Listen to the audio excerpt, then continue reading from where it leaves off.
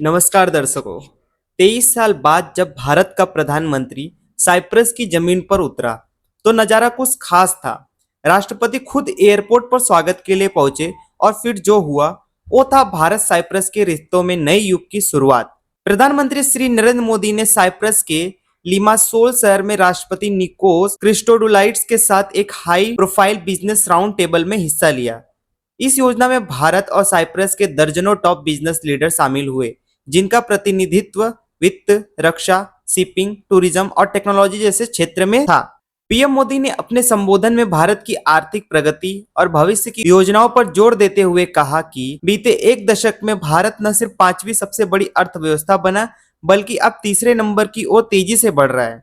उन्होंने innovation, startup, digital payments, green energy और infrastructure विकास जैसे क्षेत्रों को भारत की ग्रोथ स्टोरी की इंजन बताया। प्रधानमंत्री ने साफ शब्दों में कहा कि भारत में अब वन नेशन वन टैक्स जैसी पारदर्शी नीतियां हैं।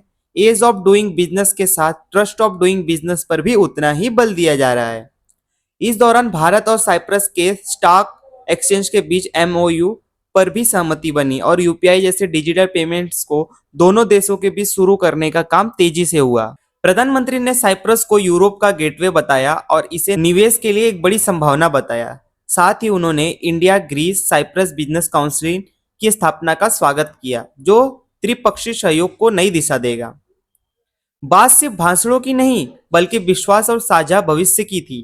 भारत और साइप्रस अब मिलकर आगे बढ़ने को तैयार हैं, व्यापार, तकनीकी और विकास की नई ऊंचाइयों की ओर।